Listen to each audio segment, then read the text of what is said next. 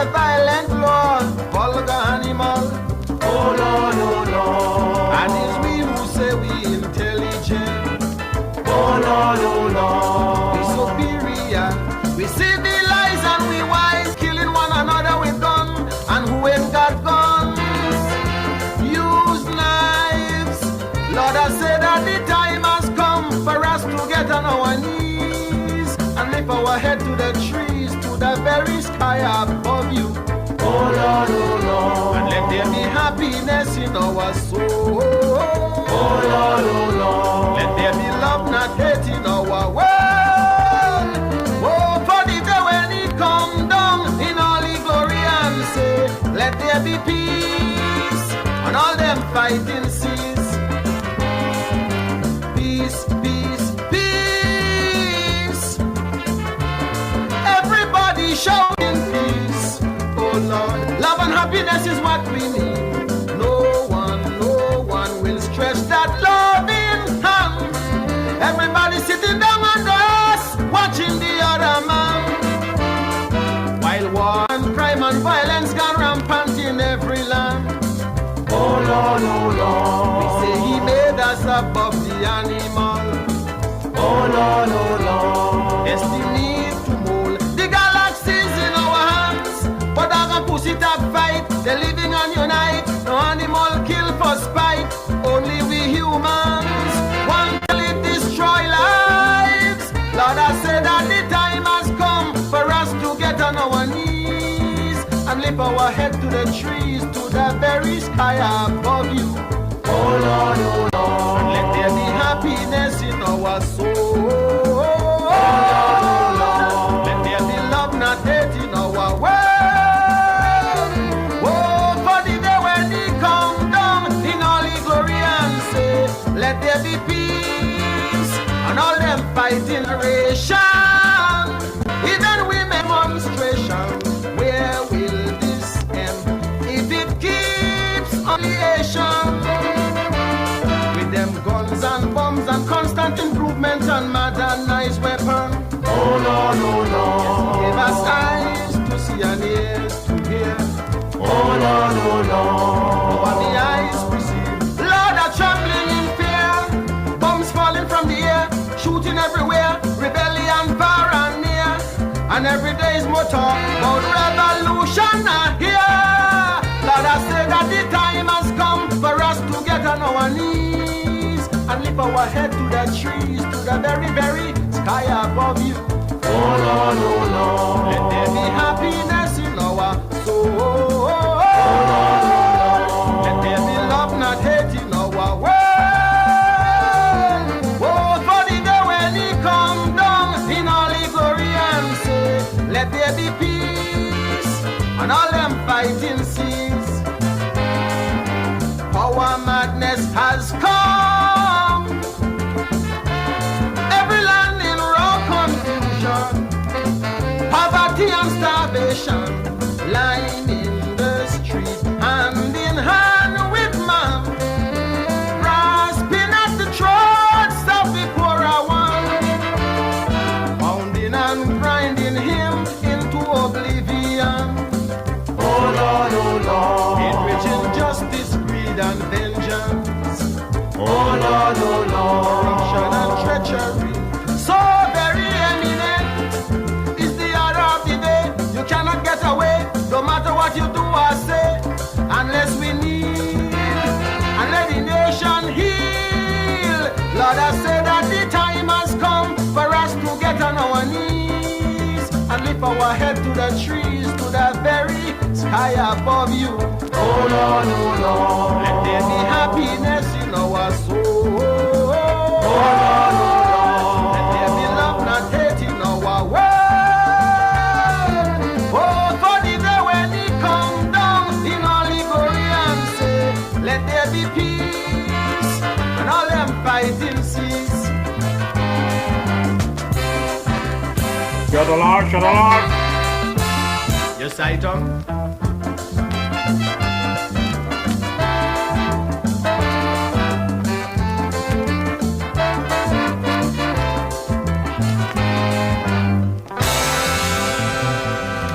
Yes, sounds of the man, the King Short Shirt, Brother Emmanuel. I'm DJ Mauricio, and I'm coming to you live and direct from my bunker in the Republic of St. Paul St. Kitts. Yes, you heard it right. I'm still here in our beloved Federation of St. Kitts and Nevis. And I'm coming to you this evening with the continuous conversation that we, the general public, need to have. It's about the state of affairs here in our beloved Federation.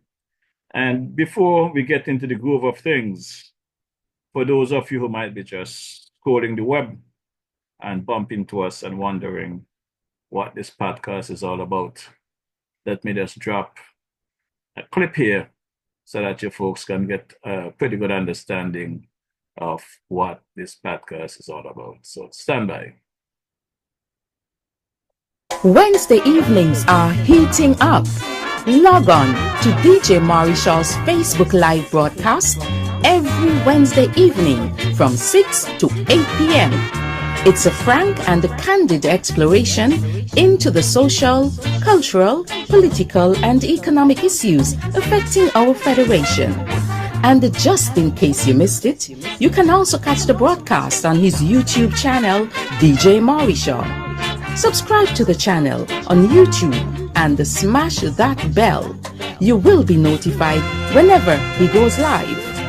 DJ Mauricio, every Wednesday evening, Facebook 6 to 8 p.m. or thereafter on his YouTube channel, DJ Mauricio. Log on.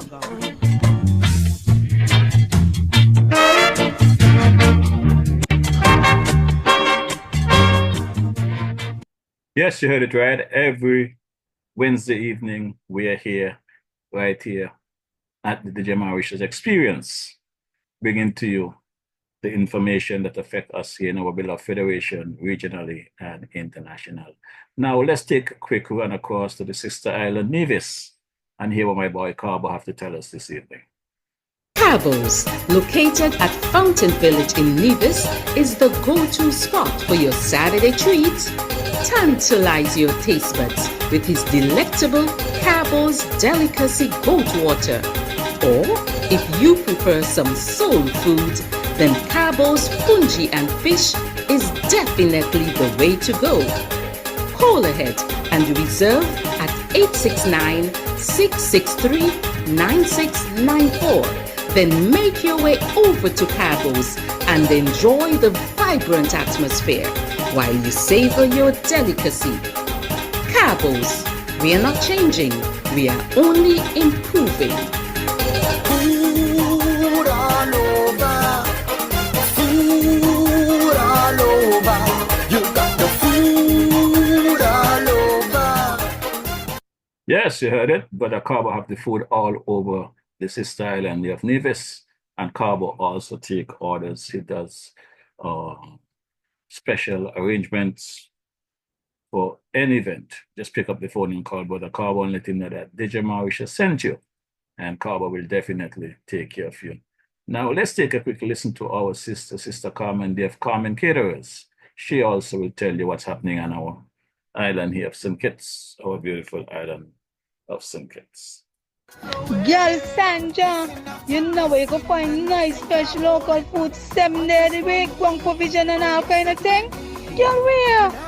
Right down there by Shellings, by Carmen Catering Services. Girl, she opposite the bus stop. Girl, and she also cater for weddings, parties, anything you want to cater for, funeral and all. Girl, and trust me, you're gonna enjoy the food. And she also selling bites and Sundays. Opposite the car shop, right down the main road. Girl, you could call 665-1494 or 663-6005 to order your food or go and pick up your food. Girl, the food that is finger licking and you get your money worth. You ain't want nothing better than that. For sure. And Sister Carmen is open right there at Shirlane, opposite the West Ferry Terminal in downtown Bastia, Monday to Saturday from 12 noon to 5 p.m. And on Sunday, you catch it there in the Boyd's Village bus stop right opposite their our shop. Just let Carmen know that DJ Mauricio sent you, and she will definitely treat you the same way she treat DJ Mauricio. Very special. Let's take a quick listen to my boy there, Brother Daniel, of course, there in the island of Nevis, the man with the hydro farm, and tell you about the business prospects. Welcome to Strategies for Business Success, right here on 2020visionradio.com and on 102.1 FM with business development advocate Daniel Atherton. Each week, Danny will build on a foundation to ensure your success in business. Being in business can be daunting, and Strategies for Business Success can help you avoid the pitfalls. Join Danny right here on 2020visionradio.com, on 102.1 FM, and on your other social media platforms every Tuesday evening at 7 p.m. That's right, Tuesday evenings at 7 p.m. The time and place for your business dreams to come true. Yes, so check out my boy Danny. Let's take a quick listen to what my boy Brother Malvern Gums have to tell us here. Brother Malvern Gums out of the Spectrum Band here, St. Thomas, USVI. So let's take a quick listen. Hey, this is Malvern from Spectrum Band, and you're listening to DJ Marisha, playing you the best in Caribbean music. You got that? Hey, this is Malvern from Spectrum Band, and you're locked into DJ Marisha. Keep it locked. Right there. And you know, before we get into the meat of the matter, I think we should go straight to our brother G.A. Dwyer Astafan's commentary for today. And that will bring us right in the zone where I need to start this podcast this evening, because there's a lot to discuss this evening. So we don't have much time to wait. It's just 2 minutes before the top of the hour, and we're definitely taking it down at 8 p.m. So before any further ado, let's take a quick listen to the brother G.A. Dwyer Astafan commentary for today, Wednesday, February 26. Greetings. I want to follow up on last week's discussion on the 4-story hotel which Mr. Hamia Sabnani, a director of Rams, wants to build at Frigate Bay Golf Course, next to the taxi stand. Every comment on the matter, as far as I am aware, has echoed not only opposition to this proposal, but outrage at it, except the comments of 2 persons. I'm sure there are others who disagree with me, but I haven't heard or seen those comments. One of the 2 persons said that Mr. Sabnani is a citizen of St. Kitts Nevis and that he has a right to legally seek entrepreneurial opportunities. And that is true. All of us can legally seek anything, but it does not mean that we can legally get anything. And even beyond the law, there are other matters that merit consideration. For example, policy, and simply what is right and fair and proper. For example, is it legal or good policy for that particular piece of land to be sold for that particular purpose, or to be sold at all, legally or policy-wise? Who took the decision to sell that piece of land? Was it the Frigate Bay Development Corporation Board? Can that board make a policy change which in its obviousness requires a policy review at the cabinet level? Remember, that piece of land has been part of the active golf course activities since 1976, 49 years ago. And if it wasn't the Frigate Bay Development Corporation Board, then who was it that agreed to sell that piece of land? Is there a signed memorandum of transfer? If so, who signed it? Did the Frigate Bay Development Corporation comply with the law and act within its authority in this matter? The Development Control and Planning Act speaks to the need for consultation with the community in certain cases. Was this such a case? And if so, did the corporation or any other government agency consult with the Frigate Bay community, or the golfing community, or the tourism community? And what's going to happen if and when another citizen, maybe Mr. Sabnani himself, or maybe a citizen from Carty Alley, or Prickly Pear Alley, or Trafalgar Village, or Upper Kayan? What happens if and when another request for another piece of land at the golf course is presented? Further, why did the Development Control and Planning Board grant provisional approval to this project when the law states that an application for provisional approval of a project for which an environmental impact assessment is required cannot even be entertained, far less approved by the Development Control and Planning Board? So has the board complied with the law in this instance, or has it overreached its authority? So saying that Mr. Sabnani has the right as a citizen to legally seek entrepreneurial opportunities is really not saying anything. The gentleman went on to say that Mr. Sabnani is a director of the Rams Group of Companies, which has been a proud supporter of golf for many years. So what? Does being a sponsor, a big sponsor, or a small sponsor, give someone a special advantage or privilege? If that is the case, then we are in trouble. Imagine the 50,000 plus citizens and residents of this country who cannot afford to sponsor anything because so much of their little money has to go to feeding and sheltering their families. Lest some of you may be on the wrong track, let me assure you this is not personal. It is not about individuals. It is about what's best for our people. It is about principles, and it is about rule of law. But the unfortunate comments by the gentleman didn't stop there. He went on into scolding mode, saying that it would be good if the present and past presidents of the golf club would refocus on golf and remove the petty political and potential defamatory comments fueled by whoever and whatever motive. Both presidents, I am told, agreed with my argument. But it is golf that both presidents and their fellow golfers were expressing concern about. They are worried about the protection, the integrity, the use and enjoyment of our golf course, primarily by our people, but importantly as a business operation as well. And they are right to be concerned. And this is not just a social matter and an economic matter. It is a cultural matter. And that makes it a political matter for the whole country. And at no time did the gentleman address or reflect an interest in responding to any of the concerns of the golfers or the concerns that I had raised in last week's commentary. His mission seemed to be to support Mr. Sabnani and to scold the golfers. With respect, I see that as arrogance and insensitivity. The other response was more measured and reasonable. The person making it told me that the country needs economic activity. Of course it does.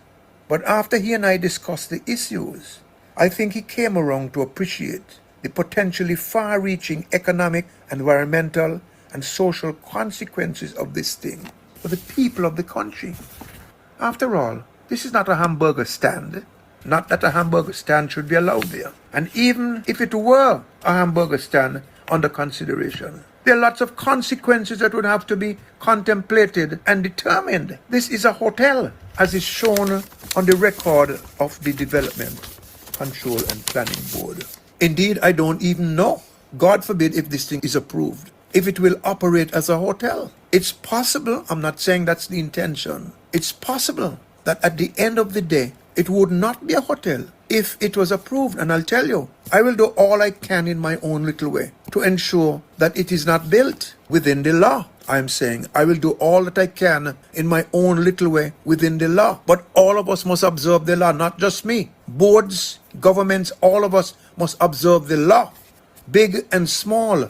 It could well, God forbid, if it is approved, end up as an Airbnb or just a building with apartments for long-term rentals. I could be wrong. But if this were the case, then think of all of those homeowners in this place who rely on rentals of their apartments to try to keep up with their mortgages, to make a little change for their children, to save for a rainy day, and maybe to reinvest and grow their wealth, fighting not just to keep hope alive, fighting not just to aspire, but fighting to prosper. What about them? Who will protect the small man and woman in this country?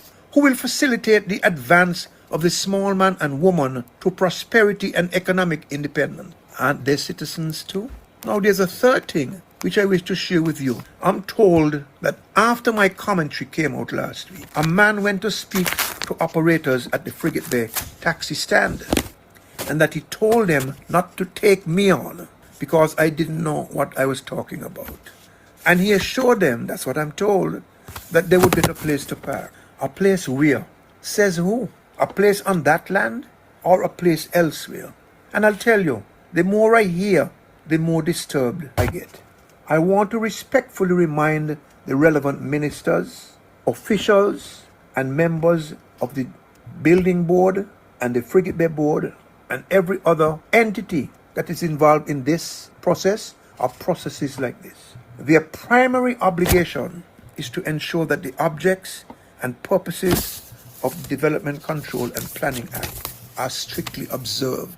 Nothing in their mandate under the Act is more important than that obligation.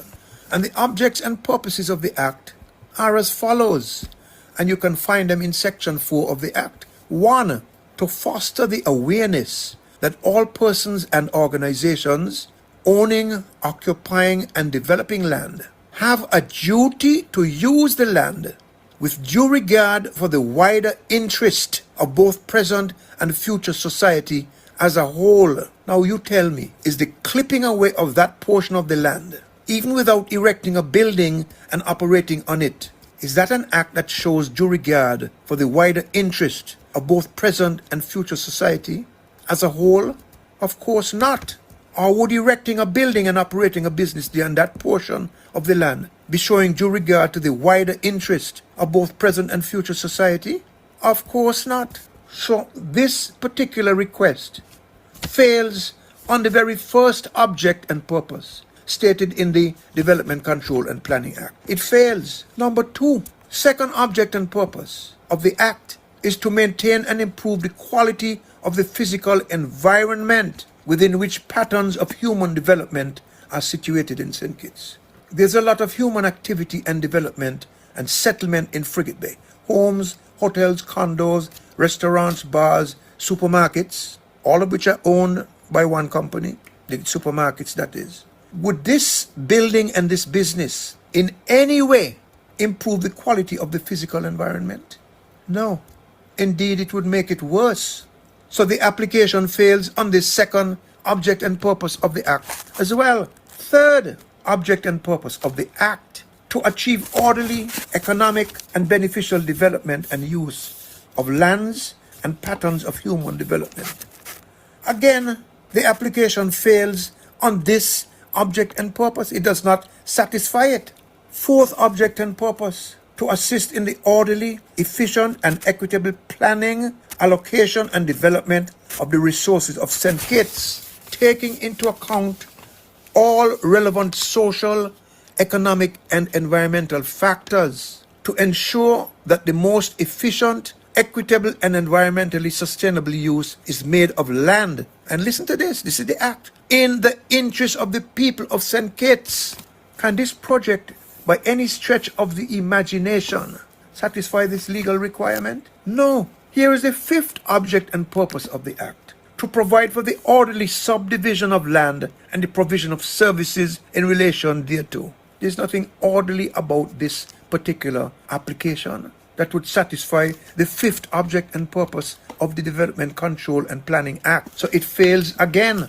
Number 6, to protect and conserve the cultural heritage of St. Kitts as it finds expression in the natural and built environment. Let me read this again. The sixth object and purpose of the Development Control and Planning Act. The authorities who administer that act, their sacred duty is to protect and conserve the cultural heritage of St. Kitts as it finds expression in the natural and built environment. Again, the application fails to satisfy this object and purpose of the Act. Number 7, to facilitate a process whereby people participate in the development and planning of their communities so far as it is compatible with the public interest. Do you know anybody who lives or does business in Frigate Bay or the wider island community who participated in the process of examining and discussing this project? Nada. None. Failure again. Object and purpose number 8 of the Act, to facilitate a continuous improvement in the quality of life of, again, listen to this, of all of the people of St. Kitts. That's what the law says.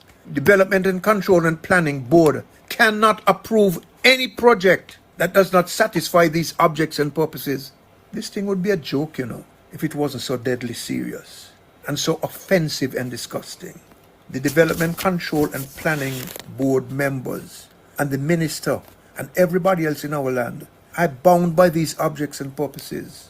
No variation, no dilution, no compromise. This is all about what is in the best interest of the people of this land, not what is in the best interest of the few.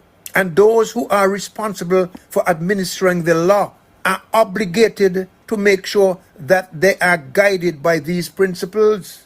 And it is clear as day for all to see. There is too much slackness in the system. If we are to be a nation of laws, and if Lady Justice is really blind as we claim she is, then we have to observe the laws, both for the small man and the big man. After all, the people's good is the highest law. Others who came and went long before me said that. This is not my idea.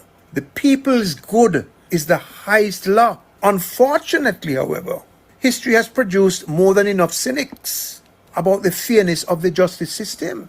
And not just in St. Kitts, not just in St. Kitts Nevis, not just in the region. All too often it turns out that the small man gets the squeeze, even in the administration of the laws of a country. So let me ask you this. Would a person from Challengers or Sandy Point or Dieppe get the same treatment on a matter like this as would a big shot? If so, then suppose one of them from Challengers, Sandy Point or Dieppe, just for example, an ordinary Joe or ordinary Jane, suppose one of them applies tomorrow for another portion of the golf course or the fringe of the golf course. Can he or she expect approval just like this one? A Greek statesman of the 6th century, his name was Solon, once said that laws are like a spider's web. If a light and weak creature falls into that web, that creature is caught. It is for you to decide if strong creatures are similarly caught. In my humble opinion, this proposed project does not qualify for approval under the Development Control and Planning Act, and for a number of reasons, the first of which is the location. And for that reason alone, whoever at the Frigate Bay Development Corporation and or elsewhere approved it has made a terrible mistake, and has done so at the expense of the people of this land, not for a moment giving due consideration to the objects and purposes of the Development Control and Planning Act. If the Frigate Bay Corporation is strapped for money, this is not the way to get money. But the situation is redeemable. Pay back Mr. Sabnani and send him on his way. And the Development Control and Planning Board should never have given provisional approval. And for a number of reasons. The first of which is that they did not have the legal authority to do so. And this thing is wrong in every conceivable, fair and just way. It is my intention to continue protesting. And if you love your country and really want to understand the problems associated with this application, and if you want to protect our patrimony for ourselves and our children, then you would protest as well. For too long we sit down and we become occupied and overwhelmed by the distraction. And this is part of the game of controlling you. You become busy with the distraction and you miss out on the main attraction, which is to develop yourself, your family, your loved ones, and your country. And while you're distracted, others go bigger, higher, stronger, and more powerful. If we don't stop this kind of stuff now, it will soon be too late. Earlier in the commentary, I asked who is going to protect the small man and woman. Do you know who? It's not the big man, It is the small man and woman who have to protect themselves. And they have a better chance of doing so if they work together. And those who manipulate the game don't want you to work together. They can more easily control you and keep you focused on the distraction. That's what they want. So the small men and small women have to stop allowing themselves to be distracted, extracted, and subtracted. Focus on the main attraction, which is yourselves, your children, your country, and your future. And the land of this country and the uses to which this land are to be put are quintessential to you looking out for your best interests for now and for the future. I will keep cautioning us. We have to do the right thing. Do not look for anybody to do the right thing for us. And when I say us, I mean the country, the best interest of the people at large, as a whole. Thank you very much. Yes, my good people. That's Brother Dwyer Astafan's commentary for today, Wednesday, the 26th of February, 2025. Very informative, very in-depth commentary, which Brother Dwyer, I support you and your mission wholeheartedly. It would be nice if I can get the same in return for my mission to get some changes in our beloved federation in regards to the healthcare system. I am still speaking about what transpired there to our good brother, the man Cance Edwards, aka Lord Black, aka the Buffalo Soldier. But before I get into that part of the conversation, there are some updates that hit the media this week, maybe this weekend or early this week, coming from our DPP in regards to some matters that arises over the last couple of weeks. So without any further ado, let's take a quick listen to our DPP's report.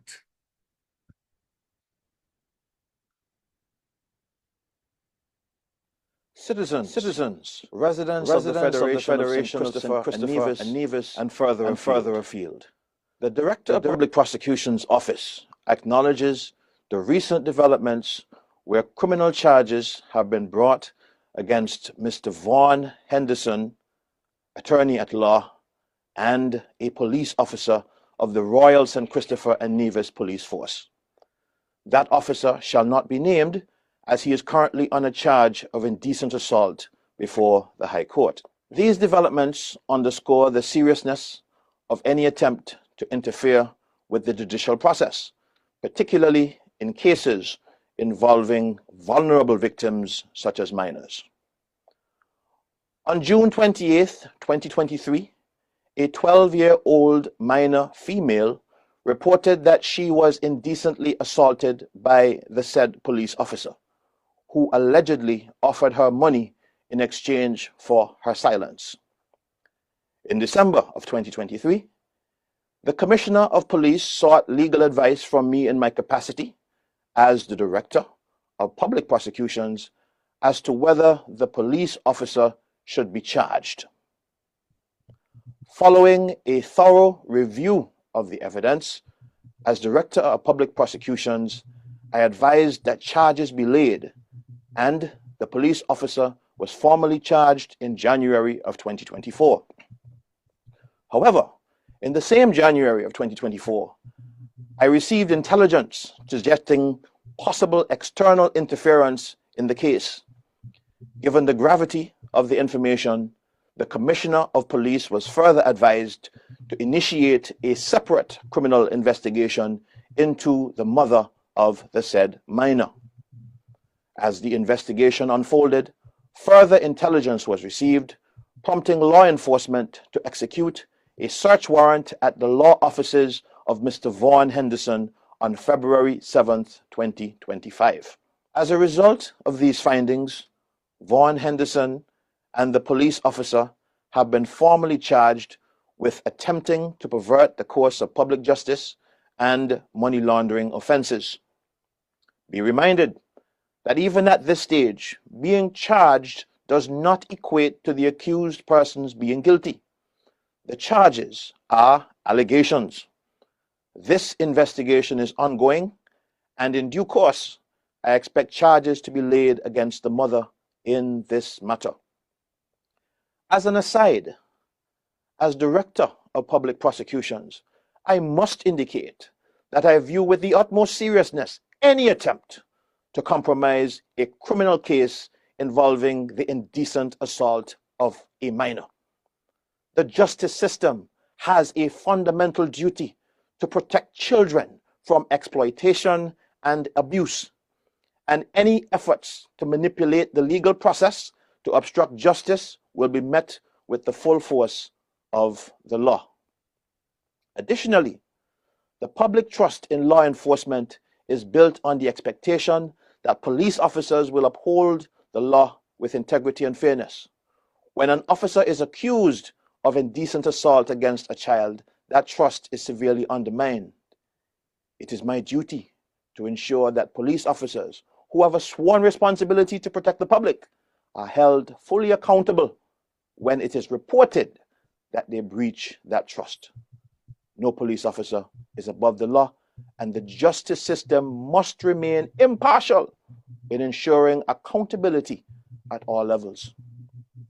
One of the greatest threats to the proper administration of justice is witness interference, which has become an increasingly troubling issue in criminal cases in the Federation. My hard-working prosecutors are already overwhelmed by their heavy caseload, and the growing challenge of proving cases is further compounded by rampant witness tampering. This harmful practice strikes at the very core of the justice system. It erodes public confidence, prevents victims from coming forward, and obstructs the fair trial process. In an environment where witness intimidation, financial inducements, and other forms of interference are becoming more prevalent, it is imperative that law enforcement acts decisively to root out these harmful elements. Moreover, I must strongly condemn a growing practice of mothers accepting financial compensation to refrain from prosecuting the perpetrators of sexual offenses against their children. This reprehensible trend is not only a betrayal of the child's trust, but also a direct affront to the justice system. Children are our most precious resource, and we as a society have an absolute duty to safeguard their well-being and future. Justice for victims of sexual offenses should never be for sale, and those that seek to exploit vulnerable children in this way will be brought to account. As previously indicated, investigations in this matter are ongoing, and as always, the accused are presumed innocent until proven guilty in a court of law. I take this opportunity to reiterate my previous warnings against the dissemination of inappropriate social media commentary regarding this case or any other active criminal matter. I also wish to thank Almighty God for preserving important critical evidence in this investigation, which has been ongoing for over 1 year. I also wish to commend the hard work and support received from Crown prosecutors Ms. Crystal Sucre and Mr. John Coombs, as well as Inspector Jerry Watt of the White Collar Crime Unit and members of the Violent Crime Unit. I wish now to give an update on the fugitive Mr. Kyron Phillip. There have been significant developments in the ongoing case of fugitive Kyron Phillip, who is wanted for murder in St. Kitts. Late last week, Mr. Phillip was detained in St. Martin, where he is currently the subject of police investigation. Law enforcement authorities in the Federation of St. Christopher and Nevis are actively engaging their counterparts in St. Martin to determine next steps regarding his extradition and other legal proceedings. Meanwhile, in a related matter, prosecutor Chantrice Dorset remains in custody while her bail application is under consideration by the High Court. Given the serious nature of the allegations surrounding these cases, my office will continue to closely monitor all developments and provide updates as necessary. I wish also to provide an update on the investigation into the tragic death of Dr. Simoneth Williams, which occurred as a result of a traffic accident in December of 2024. The case remains under active investigation, and I have received the official autopsy report, which is now under careful review by myself and the non-resident accident reconstruction expert who was assigned to this case. Additionally, I'm currently in discussions with the said expert who has requested further information to complete his careful analysis. That information is in the process of being supplied to ensure a comprehensive assessment of the circumstances surrounding this incident. I am grateful to the valuable assistance and information provided by members of Dr. Williams' family who have played a crucial role in assisting me in this investigation. However, to strengthen the investigation, I'm appealing to the public for additional witness testimony. Specifically, I'm seeking civilians who are licensed drivers and familiar with the road conditions of the Island Main Road in the New Road area near the fencing of the Robert L. Bradshaw International Airport runway to come forward and provide statements to the police concerning those road conditions. I am also seeking information from any person who may have any helpful information regarding this case. If you are a patriot and willing to assist, please email my office at dppfeedback@kn.gov. That is dppfeedback@kn.gov with your contact information so that the necessary arrangements can be made. I encourage the public to remain patient as this intricate and sensitive investigation progresses. Resolving this matter would have been more straightforward had additional members of the public come forward with pertinent information. The circumstances surrounding Dr. Williams' passing necessitate a careful and comprehensive examination, and I will ensure that all available and relevant evidence is fully considered before making any determinations. As always, I remind the public of our national motto, country above self. Let us work together in the interest of justice and accountability. Thank you very much. My good people, that's a report coming out of the DPP's office. And like most of you folks all week and the folks online who are thanking the DPP for his work and the effort thus far in bringing these charges against these individuals. I am for one a bit confused because for the life of me, I'm listening to the DPP saying that based on investigation, a warrant was generated, search was done and one lawyer's office, and based on information found there, charges was brought against this person. But yet, we are supposed to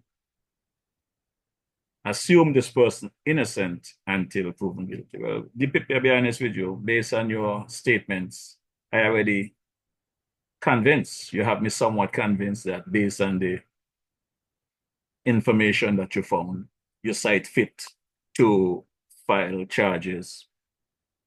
So some level of guilt in my mind is already there. Pardon me if I'm not a scholar and might not understand the law.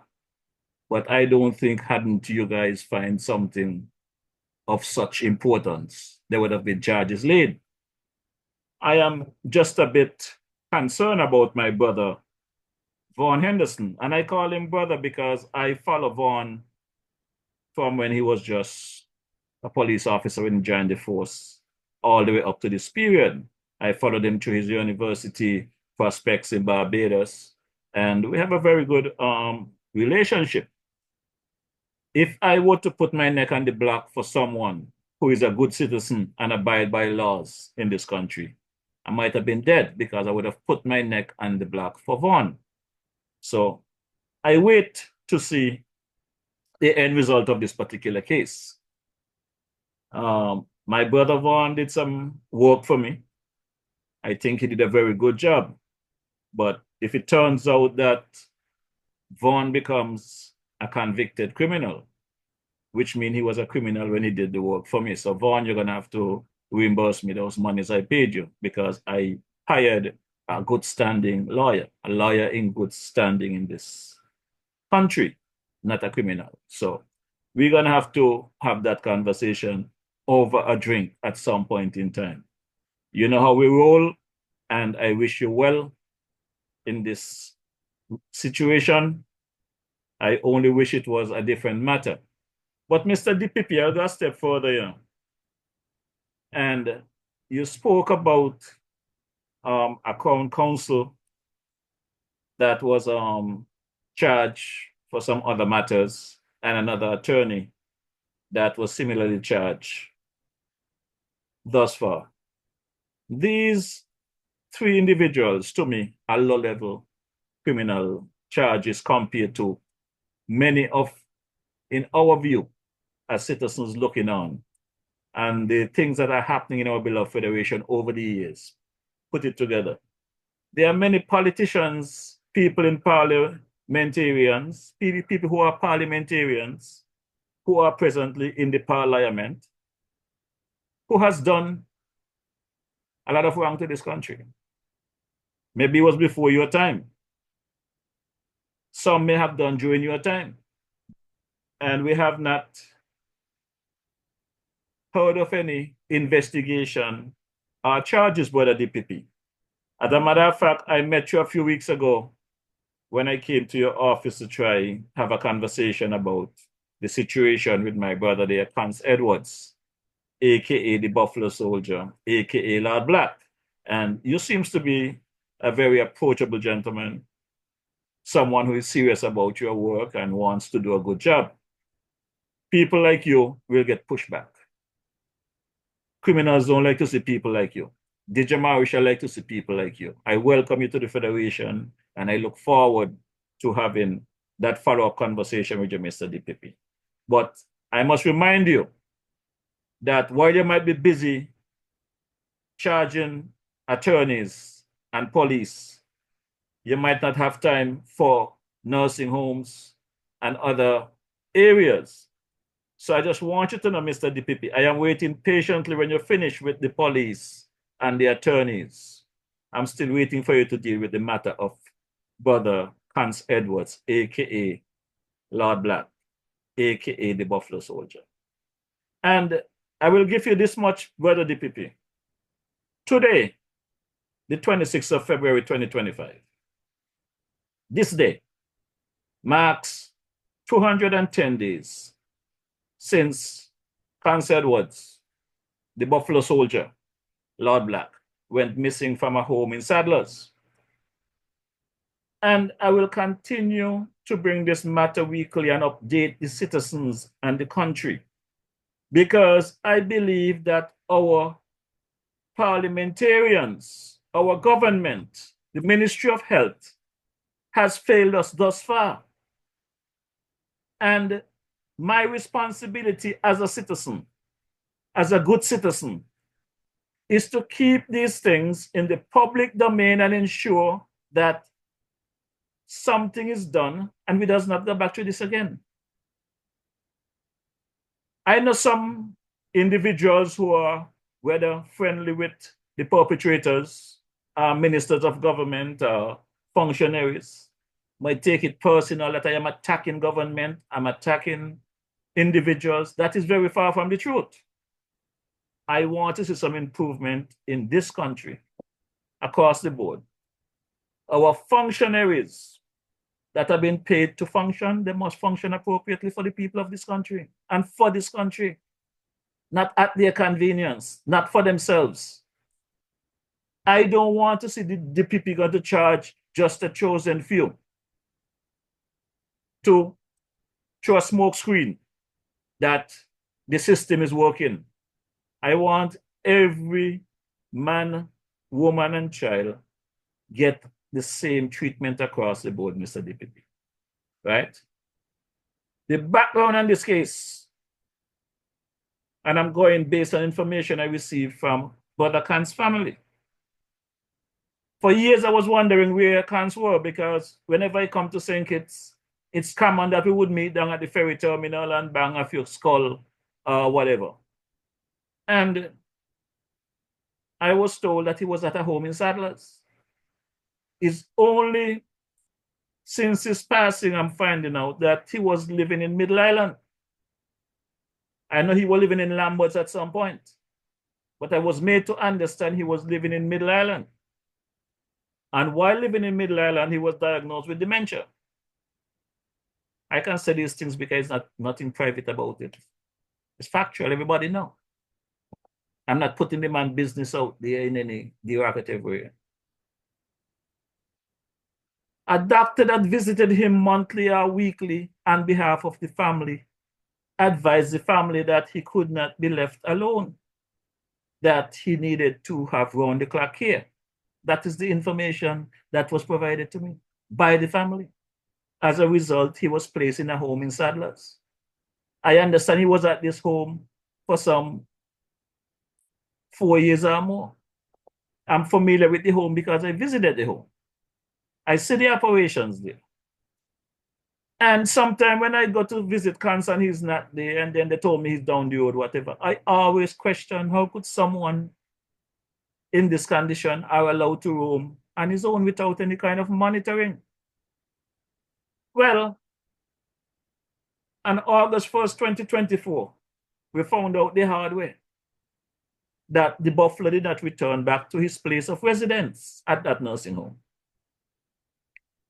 Several days went by where there was some sort of search went on for him. In my view, a proper search was never done based on the couple of times I went on the search. I don't think that we had enough people and the resources to cover that terrain where we found cans. Because should they make 202 days since we found cans in a gut side up in Sadlers Mountain, way up in the mountain, dead. 202 days.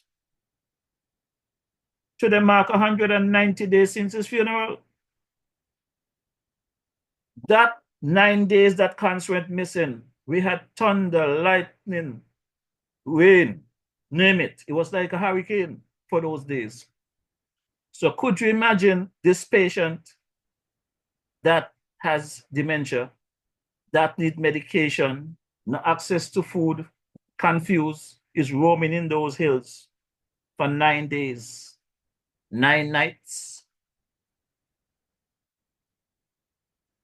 His funeral was on the 21st of August 2024. It's been more than 24 weeks since the letter was written to the Ministry of Health. I myself reached out to the Commissioner of Police for answers because the family been reaching out to me. To date, according to the family, and where I am concerned, there has been no response from the police with any update to really say the status of the case. Public knowledge know that I've been asking for the Ministry of Health to step up their game. I even planned an awareness march for back in February, a couple of weeks ago. I was told that matters are afoot. The process is moving forward to put some measures in place for regulations for these homes. I welcome that. But time is running out. Time is really running out on this matter, because I have to say to the Prime Minister, without any water in my mouth, not cussing you, I just calling it like it is. As the Minister of Health, in charge of the Ministry of Health, with these days, these months has passed by, I do not know if I am the only one who have not heard anything coming from you.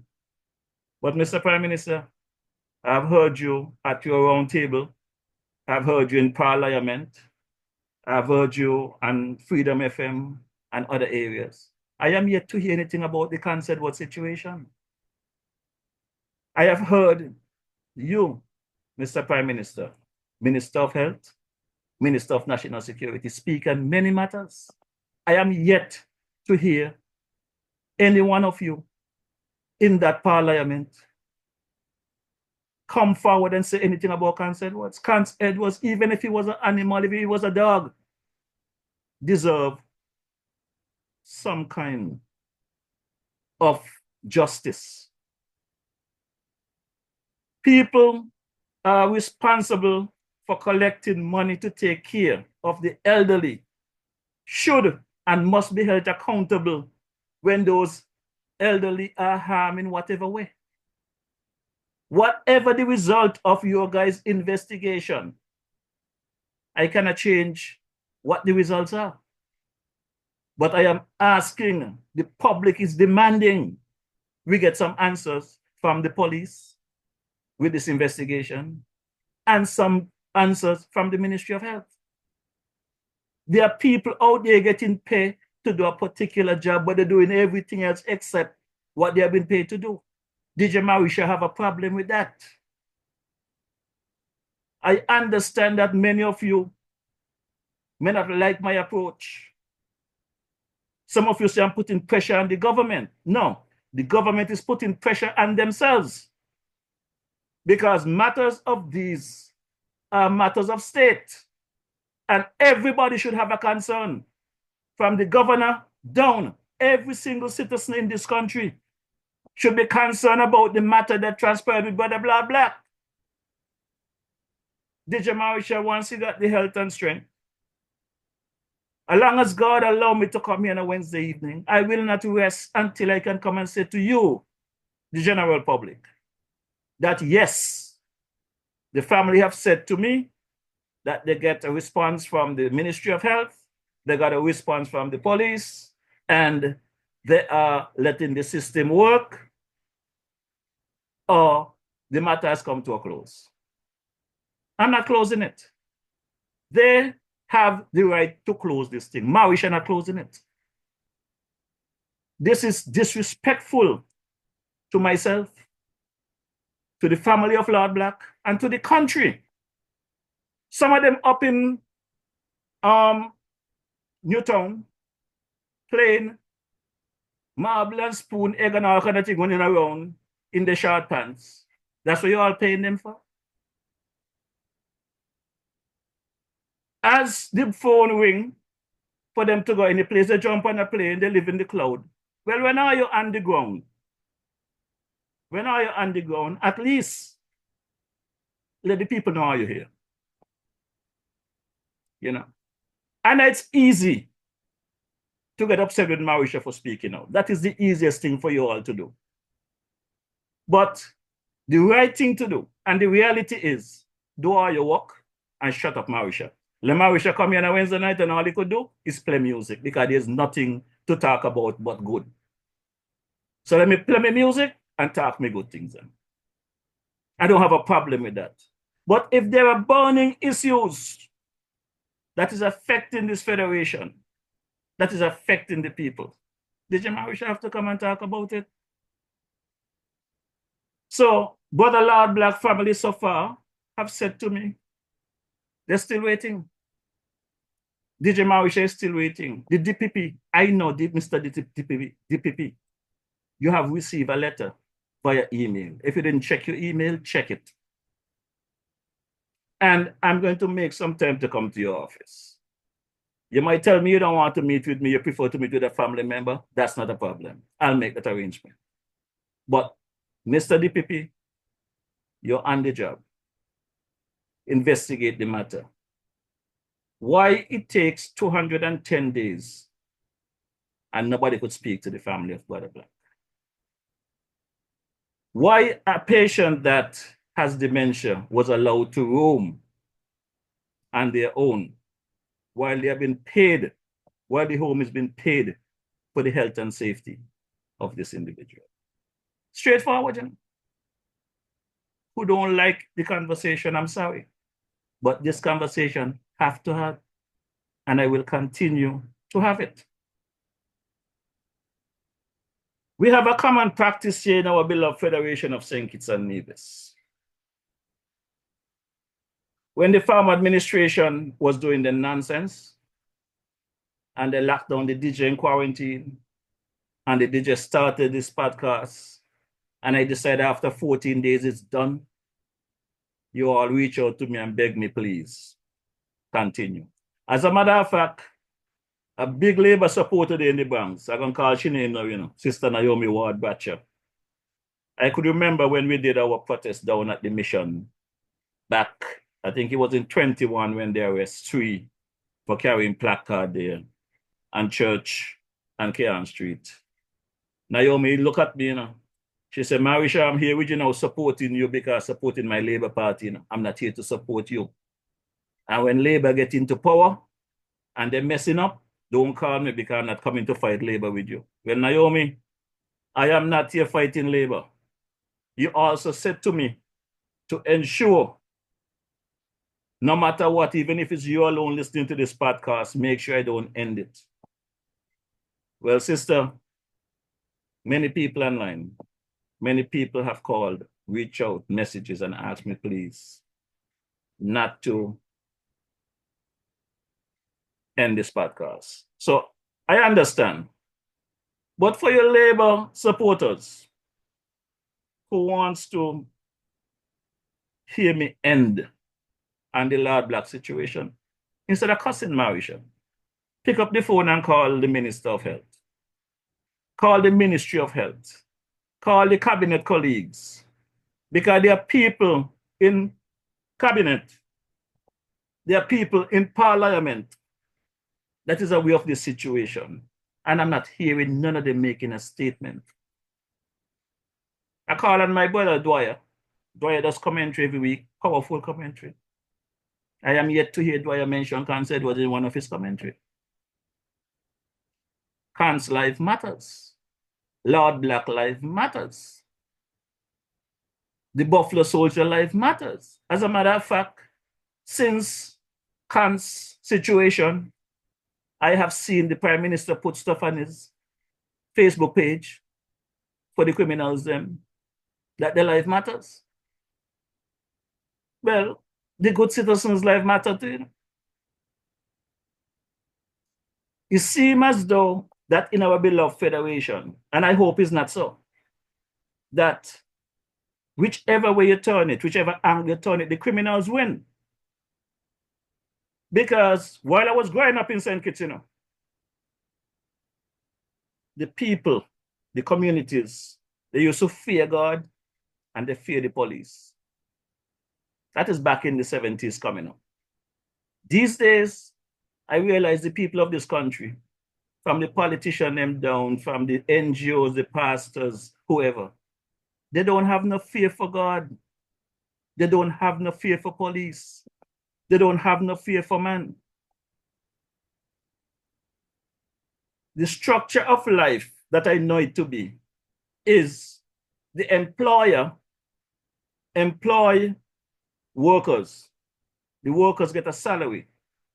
But I know it to be that the employer benefits more than the employee. But with the politicians that we have in office today in our beloved federation, they are our employees. They're better off than us, the employers. And the employers, instead of them sticking together, which is the people, and call it like it is, and demand better from the politicians, or the candidates who want to be politicians, they fight down the DJ, and people like the DJ who are trying to get things done the right way. When you have naysayers out there, many naysayers, who literally live in a worthless life, live in a dirty life.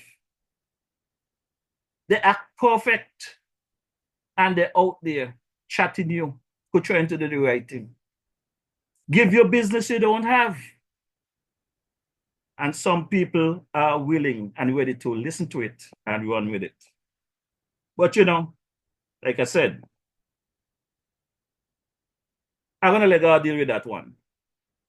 Because I don't think, honestly, I can come here on a Wednesday night and change the attitude of many of you Kittitian individuals, whether home, locally, regionally, or internationally. Until we take the politics out of our conversation and use our sense, because as Patty said, many of you fail the common sense test. So I'm not even going to go with the common part. Let's just use our senses.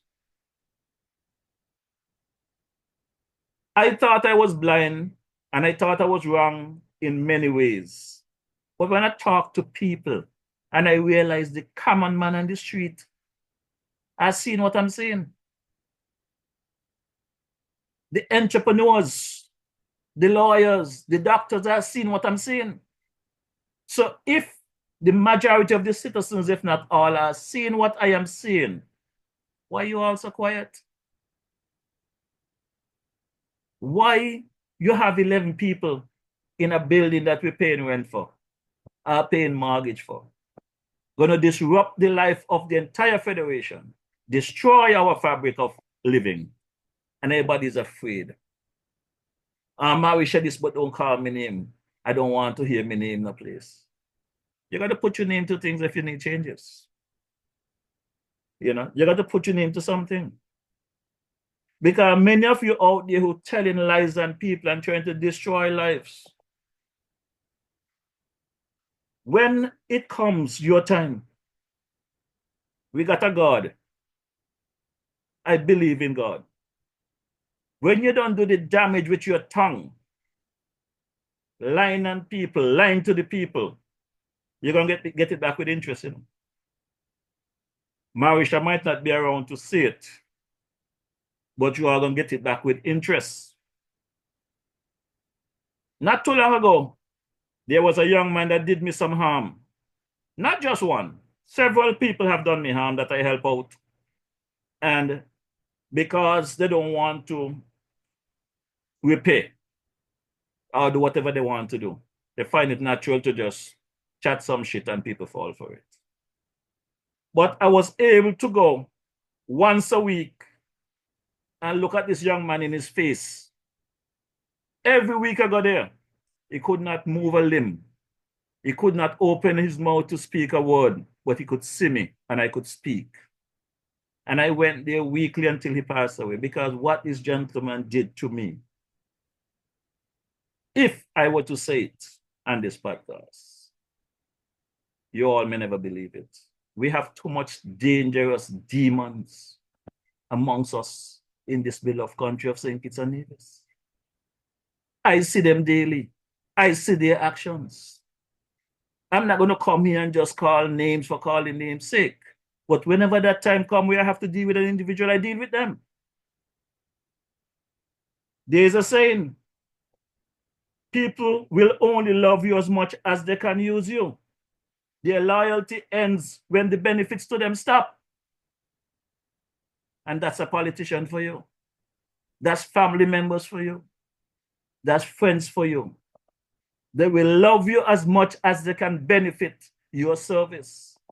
But the day you cannot do anything for them, that love fades. But I'll say this. More people will learn from their mistake if they weren't so busy denying that they have a problem. You know? When I come here on a Wednesday evening and I speak, I am speaking truth to power. I am speaking my experience, other people's living experience that they're going through. People are going through a rough time. And I'm calling on the politicians. I am calling on the functionaries.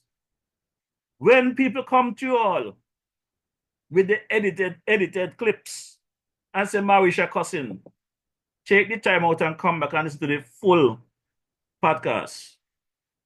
Because Marisha don't come cuss nobody on a Wednesday night. Marisha come talk the things then. You know, and like the good song say, you know, to be a good citizen is a serious risk. Because people don't like to hear facts. They don't like to hear the truth. And that is all the DJ have to give. The facts. The truth about life. And as a result of that, I think I'm going to drop that track to be a good citizen. I'm going to drop that track for you while I sip something here from the good people at Island Purified Water. Good evening to Brother Powell and his team. Thanks for keeping the DJ hydrated when he's in the Federation, because, you know, we need that water to keep our system afloat. And without that water, boy, the body will be some serious problem. So let me drop this track here for the DPP, the Prime Minister, and the entire cabal that we have out there taking care of our business. Do not condemn the messenger. I am asking you all to listen to the message.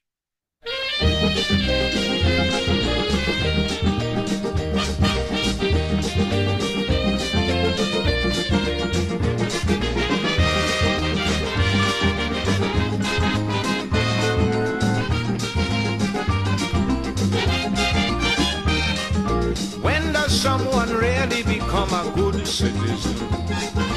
I'd like to know for sure.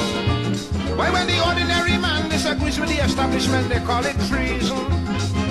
Why should they persecute a brother for seeking black power? Don't they know a blind man could see that this is blatant hypocrisy? The real traitors and them are all high in society. Yet the government protecting all of them and penalizing you and me. And in a million different ways they violate the law. It's the same good no good bastards who oppress the poor. They sell in black market, making excess profit, paying a starvation salary. These good citizens are the architects of economic slavery.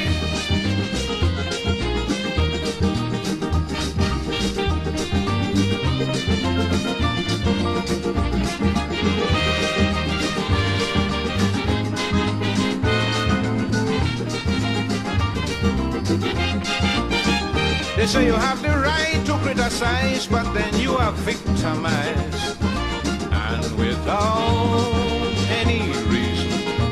Many a time you find yourself politically paralyzed by that same good citizen. Yet these fakes and phonies enjoy a long life of luxury while they spread corruption throughout the country. When they should be arrested, they're protected and respected in this society. And in a million different ways, they violate the law. It's the same good no good bastards who oppress the poor. With a false declaration, tax evasion, defrauding customs duty. These good citizens are the architects of economic slavery. Get alive, get alive.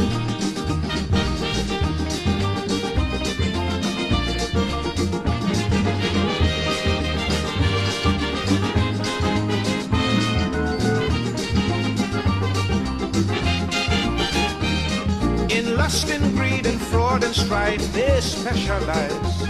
Double deals they idolize. If you're brave enough to open your mouth and criticize, one time you are ostracized and or victimized. Still they go unpunished and unaccused of any crime, while on the backs of the ordinary man these vultures climb. They use the riches and the power, make a mockery of the law, and have the law protect them same time. In a million different ways they violate the law. It's the same good no good bastards who oppress the poor. They controlling bootlegging, dope peddling, prostitution and piracy. These good citizens are the architects of economic slavery.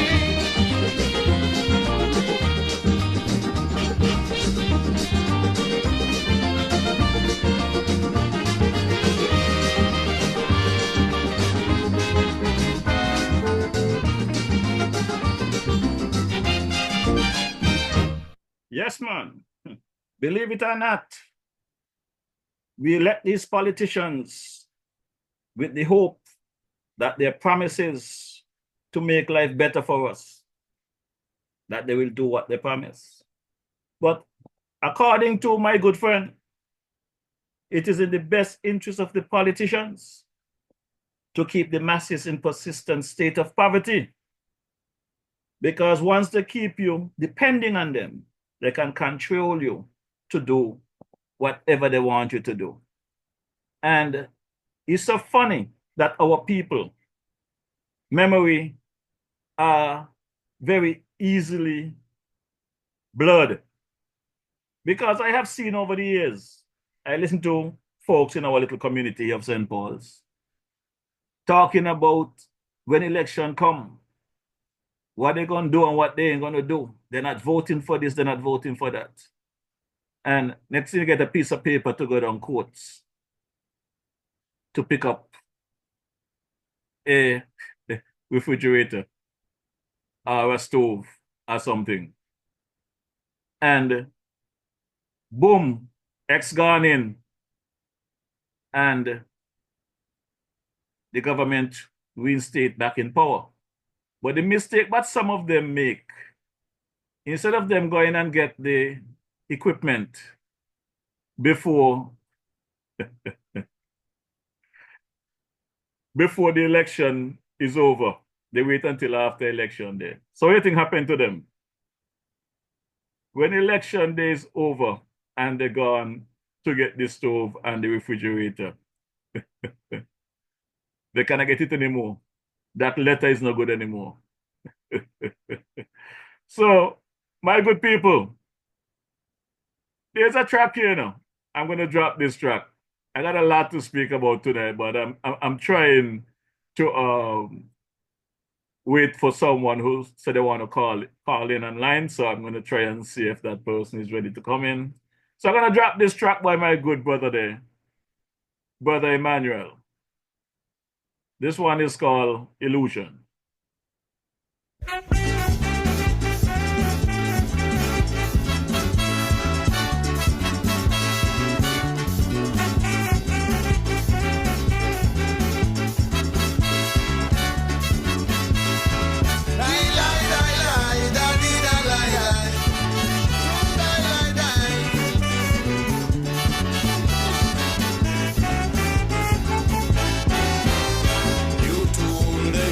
They were free, and slavery has lost its sting. But they're not foolish, they can see you're lying deep within. Slavery has not left our doors, not yet, I'm sure. We have got to fight the battle some more. The time has come for every man in the Caribbean. Forge one common destiny, designed to make our people free. We have got to stand up for the rights, to lead the lives we choose, to change and answer to refuse. If you think the battle is done, my brother, and you are riding an illusion, an illusion. You talk of progress, love and justice, peace and unity. All illusion. We have no hold on these our native islands. Our hands are tied, we don't control our actions. From the way forward together in a social endeavor, our goal. Social control, we slave no more, we slave no more. Only then we'll slave no more. We'll beg no more, we'll stoop no more. Only then we'll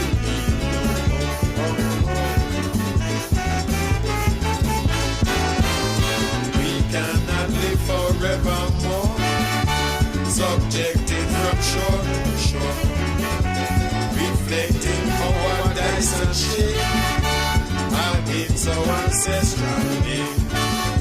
I didn't know warriors left among us to rise and shine, no heroes left to rise up unto the shrine, no martyrs in our history for the used to do. Scholars died to make us free, Coffee died to make us free, Gavi died to make us free. Must all these warriors die in vain, while we go back to slavery once again? If you think the battle is done, my brother, and you are riding an illusion, an illusion. You talk of progress, love and justice, peace and unity. All illusion, all illusion. We have no hold on these our native islands. Our hands are tied, we don't control our actions. From the way forward together in a social endeavor, our goal. Social control, we slave no more, we slave no more. Only then we'll slave no more, we'll beg no more, we'll stoop no more. Only then we'll need no more. The struggle has only just begun. We've got to carry on, uniting these West Indian lands. May take us generations, but But independent in this region don't mean one damn. If we can be independent as one, the economical policies are disheartening. The people voices are ringing. We are tired of living a life of total subjection. Told what to spend and what to keep. God knows sometimes we ain't even have enough to eat. If you think the battle is done, my brother, if you are riding an illusion, an illusion. You talk of progress, love and justice, peace and unity. All illusions, all illusion. We have no whole, and these are our native islands. Our hands are tied, we don't control our actions. Come now we forward together in a social endeavor of whole. Social control, we slave no more, we slave no more. Only then we slave no more. We'll beg no more, we'll stoop no more. Only then we'll be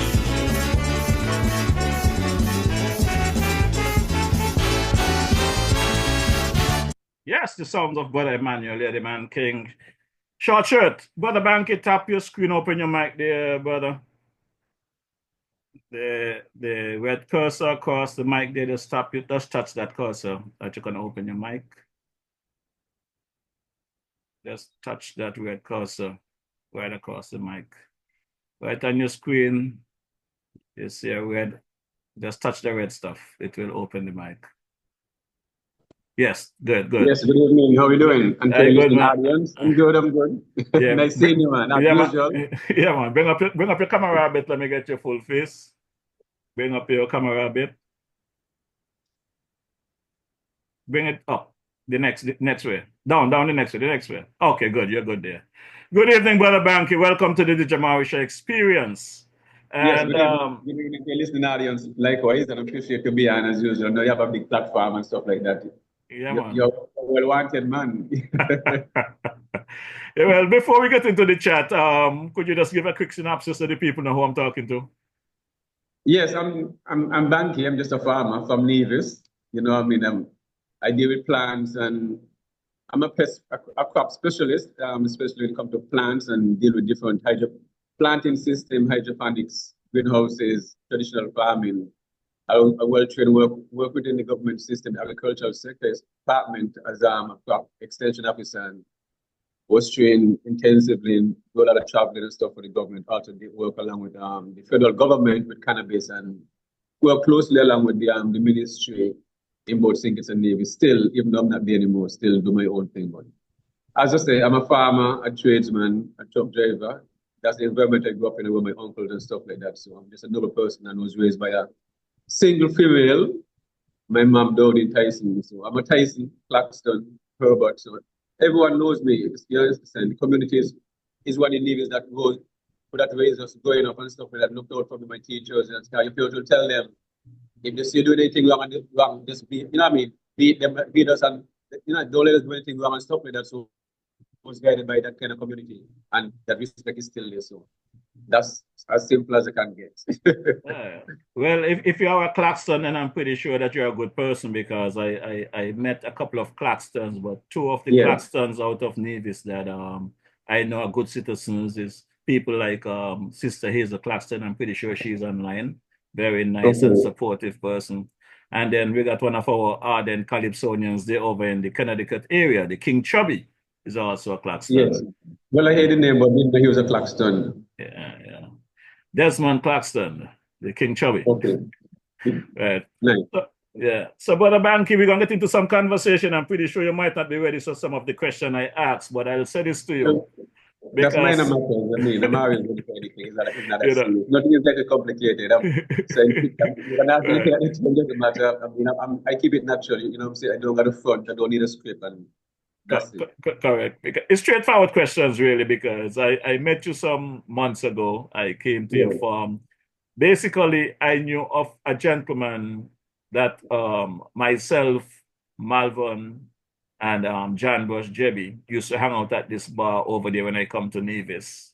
Okay. And we hung out there sometime back, and maybe about a week or two later, I went back to New York, and then I got the news that he passed away. Turned out to be your uncle. So you want to give a little background on that farm and that area there? Yes, as I said, the community is one who raised me. I was raised by my mom. Is 8 of us, and my mom raised us by herself. And my uncles is who? Mansa, Eugene, Uncle Brian, those and my grandfather had a lot of children. Dory Tyson had over 75 children. So I have a lot of family, and then my mom have a lot of sisters and brothers. So I'll spend time in the countryside, just up cotton ground and over in Gingerland. So the grandchildren, they will meet up and stuff. So Mansa and my other uncles who raised me as a father figure. So wherever Mansa go, me and my other cousin will be behind, but mostly I will always be around because he's tend to always, well, I ain't got nothing much to do. I ain't got no father around for me. So he's like my dad in a sense. So he's one who raised me. So that's why, and plus we grew up around with pigs. My uncle Breno had pigs, and then Kinsley, Tyson, and Desmond, them in the family. So fishing is in the yard where the kids will come in and make his fish pots and stuff. So it was just a normal environment where I grew up, we eating off the ground, my uncle butchering and all these skill sets I learned growing up. So where I was people, and then I realized as a child, the other household and my friends that I go to and stuff like that is not like my upbringing. So what other people see as difficult is just be like skill sets. So it's like my mom teaches us to cook, to iron, to clean, to just do everything. So it's not, so I grew up with like a lot of sisters. It's 5 sisters. So it's like whatever female do, I do. Whatever I do, my sisters them can do the same way. As you can see, you go to any of my sister plays, just you can't tell a difference. And so when it comes to agriculture in itself, it's just not something that is difficult. It's just life skill set that I happen to grow up around. And was things that you take for granted, you don't realize that the elders was really passing on things to you. So that's just so my uncle Mansa is one who everyone know. I'm very close to my Uncle Curtley. I'm close to all of them. So summertime I'll go to Uncle Curtley in St. Croix. If not, I go to Miami by my Uncle Terry. So my mom always keep me around my uncles, and them summertime I'm around my Uncle Sam and Ellerton and stuff. So it was just a normal thing how she raised me in a sense, knowingly I really have a father around. But when it comes to Sunday school, I'm in all the Sunday schools, I'm in all this, so I have all this training. You know, when summertime come, I have to go to Pastor Maynard. I didn't go talk to Pastor Maynard about to let him know what he was doing then. Even though I'm an elder and I have different views and when it comes to religion, then you see it as fun, something basic. I will have experts come in and have some programs at this Shiloh Baptist Church, a smaller ones where myself and all my friends will go to and learn different skills at coloring, interact with other students and stuff. So I'm always having busy and stuff. We have the first summer program 89. I'm there, so they all meet after people like Tammy Life, actually like with Tammy, Sunda daughter, Roxanne, and a lot of. So she always had me involved in a lot of stuff in pallets, but didn't like it so I jump out because I guess they're too strict on how they talk to you. I was raised like that because she wouldn't have people shout at us. So when I said, nah, this year for me until I don't like it. So I mean, things I don't talk about, I'm talking now in a sense because people don't really know how my mom raised us and instilled things in us and don't take up what don't belongs to you. And these things, and we still are the same way. And she'll still let you know, well, these are people, she's outspoken, eh? So she'll let you know when she struggled raising us, the people who talk down to her and all this different stuff. So even though we're big, we have to know to live because people, you know what I mean, would shun her and that kind of way. So don't really trust people and take on people because now you all become something. This is what I mean, she will speak like that. So we understand what kind of mom we have and she will just tell us straight up in front of face and we're not get ourselves in trouble and stuff like that. But if you tell us anything that we will just let you know we don't appreciate it and stuff like that in a respectful way and stuff. So she's our accountant, she's our in everything. So and we are the person today who we are, all of us siblings because of her. And that's so whoever is when they see me, she raised us to be this way. So even when I transition as well, I want to go my laps and wherever she will sit me down and tell Flores and all these people, talk to me and different stuff and, you know, stuff like that because them times it was taboo. Even though they want me to teach and do this different stuff, she still worry about what she said. But when I sit her down and we talk and whatever, she's already, she understands it. I'm still the same son that she raised and still here today, you know what I mean? So that's basically it. Just like anybody else, the same, just like anybody else. Well, but Brother Banky, you're not just anybody else, you know. I can say this to you. I have a very good spirit. I sense positivity. I sense people with good heart. And Yes. from the first time I saw you, I was drawn to you based on your spirit. And Appreciate that. you might not realize this, but I came and spent a little time with you on my birthday on the 15th of February, Yes. and your And I father. appreciate that. You could have been anywhere else. I didn't expect to see you either. But you was my first stop, Wadabanki, and Yes. folks are trying to surprise me, so I use the time to surprise some people. You was one of those people, right? Yeah, So, that was a surprise. Yeah, and that was very good. And you come yeah, back afterwards too, so I get a double surprise, right? correct. So I actually learned some stuff from you there on my birthday. That one of the things that I grew up around over the years in St. Kitts was at Christmas, you got your sorrel drink. And Yes. and I learned from you that day that when you eat the sorrel and you Yes. eat the bush, the taste is the same. I did not even know you can eat sorrel bush. So you want to explain this to the viewers?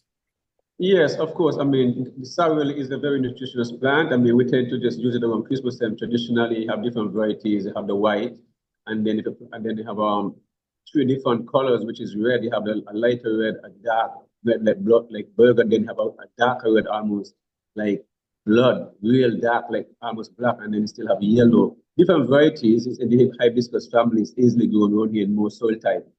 But it carry a few pests like any other plants. But sorrel, the leaves itself is just as nutritious as the fruit itself. And as I say, you could use it as a tea. Two of the sorrel pulp itself would make a nice cup of tea. And full of antioxidant, anti-inflammatory, and boost your immune system, especially in this cold time, the flu season. These are things we should really be drinking. Also here in New York City, the sorrel leaves is like $25, $30 a pound. You see, so we tend to waste a lot of stuff that we use so traditionally, but these are things that would educate people when they come to the farm and stuff like that. So stuff that we have just growing wild is really the outside world would need these things. So supply the seed under the blue vervain, washerwoman that we have growing wild. Anything that we have here growing wild that we think is not, believe me, in the outside world, you got to pay for these things. Like Definitely. five sauce up leaves is like $4 US. It's amazing. That's for sure. And there's another fruit you had there that I see going to waste. I left there with a full bag, but I still felt bad knowing that those things gonna just drop on the ground and go to waste. That's the five finger, what you call that one? Yes, the carambola, the scientific name is carambola. We call it five finger or star fruit, but that the next one again, have different varieties, some sweet, some sour, and then some of them consistency is not the same. So you'll get a mixture, and you can mix them to make drink, and you have some sweet one really good for the children for as a snack. You can also dry them and use them to make raisin in fruits and stuff like that. So instead of having stuff waste, because when you plant a lot of stuff, I like to plant big, and then my uncle was one that person put into plant big. So now taking over the farm, I'm doing stuff that he used to do, which he used to tour. So I'm introducing all these things. So I sell stuff at a wholesale price. So it's like $1 a pound, basically. A plastic bag full will be like 10 pounds. So you like to pay $10. But if we have to pick it, it's to encourage you to pick and have that experience on the farm when you visit and you want the food. Pick it yourself first. You choose the one that you want, not I give it you, you can mix them. And then if not, then you pay $15 if my cousin Amanis, I have to big her up because she's the one who's selling this store while I work the farm and stuff like that. So if just for cars, it's to encourage you, not really want to charge the $15, but to encourage people to pick the food itself and select the one that they want. And at the same time, they get to see the farm and encourage to do some farming for themselves because it's the right thing to do. Okay, Brother Banky, you have done a lot with the farm, and I encourage the people of Nevis. As a matter of fact, I encourage the schools to bring these kids out to these farms to be educated and farming, because one of the things that I can recall growing up in St. Kitts is that we always had a garden at school, and we had that Yes. agriculture session. I don't know if they still have those gardens at schools, but I am not seeing many of these fields, but when you used to have sugar cane, when the sugar cane crop was out, you used to have your potato, your what do you call them? Pineapples, your corn. all different product they used to have around the island where they would go them. And Harvest Sunday, many people used to bring their stuff to church where they would either give it to the congregation or sell them and stuff. But I don't see that farming presence in St. Kitts like in Nevis. You guys really have a good thing going there, and I'm happy that I was able to assist brother there, Mackie, Yes.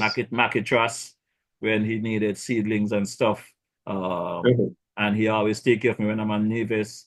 Brother, what his name there, Daniel Atherton, and yourself.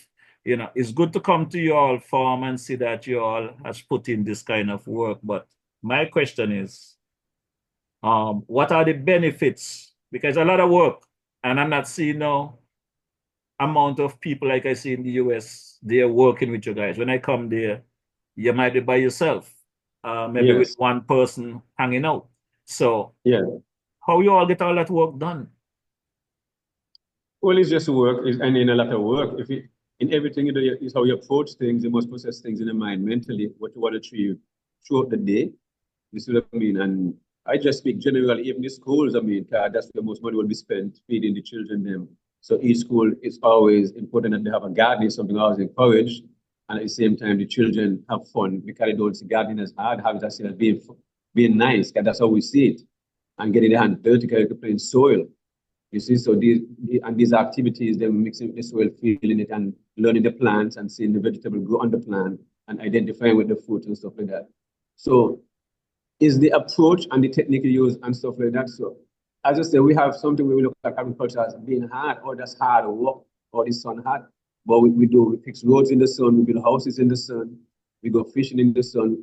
You see what I mean? We don't but it's just how the society have been mentally put into it, and picking up cotton and sugarcane, and they wasn't making any money out of it. They were being ill-treated, but now you are your own, working for yourself. You have it as a business. You see what I mean? You're not just nobody enslaving you. So you're putting in the time. Is like if I go in the farm and I put in, and I work from 6:30 to 9:30. If I go to say I want to do a task work and I accomplish that task early in the morning, I do that. Then later in the day, so I want to pick some fruits, or just want to attend, do some work in the compost area. I just you see me do something lighter at my own pace. You see what I mean? That's just, it's not, if you work 8 hours a day, it's how efficient you are within that day. And what you get accomplished, can more sit down and get nothing accomplished at the end of the day. So it's not how you go and then you work along with technology. Instead of going around with water, our holes have irrigation system with timers and fertigator to send nutrients to the line and stuff like that. So you see what I mean? So you work along with tradition, and then I don't use all these herbicides, glyphosate, which is very toxic and cancerous, and then the department and the government and all that stuff, those who sell a lot of those dangerous chemicals, glyphosate. I'm not saying that I mean that to bash the government or anything like that, but we got to change these policies. The pesticide boards have to realize that these things really can. We have issue with our bees and stuff like that. If we might have high counts, and because we have a very dense forest, so even though we might still be doing good. We know in honey, I'm not sure the statistic when it comes to it. I know I tell the guys they're making honey, you're not producing no honey and stuff like that. But we'll go back and forth and say, well, it's just season and stuff. But there are other countries that don't have any bees, you see, because of overuse of herbicides and pesticides. So we got to look at how we do farming and do it holistically. So I don't use any, I just use a weed eater on my farm. I use my hoe, my pitax, and we call it the cutlass, and that's it. You see what I mean? And the more you cut the grass, you don't keep breaking down and keep building your soil. You don't, and then I don't bring in any plows and stuff like that. So I'm not killing destroying my good microbes and bringing any pests and all this different stuff within my farming system, because I want to keep my environment as safe and free from pests. So I don't go around and do I don't wear knapsack spray on my back and do all these different stuff what most farmers will do. And we are marking them. I mean, they have different greenhouses, different farming system, but I do outside traditional farming. So it's not about the technique. Yes, you may get longer harvesting. That is what the purpose is for, and control of pests. But once I have a good management system, that doesn't mean my output cannot match up with theirs. So everything will boil down to management system. they have a good management system, so it works for them. I have a good management system, so it's worked for me. Even though they might have people working with them in the future, definitely. I mean, I have to talk about working with me. I mean, you have to just come to work, but learn everything. I work in the farm, you have to know the basic plumbing, the pipe burst, how to work the timers. You see what I mean? Understanding compost and the different stuff that add to the compost. So it's a learning process. So it's not just coming to work to make a dollar, but if you don't have the interest, it's not gonna work. So my uncle, they pay me and they teach you these things. So it's not just working to make a dollar. They pass on things to you, and that's the way how I run my farm. You see, so and Danny them on the farm the same, and Mackie do the same thing. It's not like we plan these things, but you gotta pass on the information, and then when we pass on the information to, then other people call other people. So you get not saying you want less phone calls, but the more people we teach these things to, is each one teach one. Everybody benefit. We have a better society. Makes sense. Well, I started out by saying that I might have a question to ask you that you might not be ready to answer. And Yes. I don't even have to ask the question. If you were to look online, there's someone online already send the question for you. But the person asks that I don't let you get away without let it known your intention to run as an independent candidate. So you have to talk about that today. You can let the people know your position. The folks online want to know. Okay, so it's not just Marisha asking the question. Well, definitely. I mean, that is fine. I mean, sometimes you're doing things within the community and throughout your life and not realizing people. But since I'm 18, there people telling me you'll be somebody good to get involved in politics. But I always laugh about it because I understand. It's been growing up in a house with my mom. That's all. It's just politics. So it's that you can't avoid it. You just listen, but it's not something I really had planned to.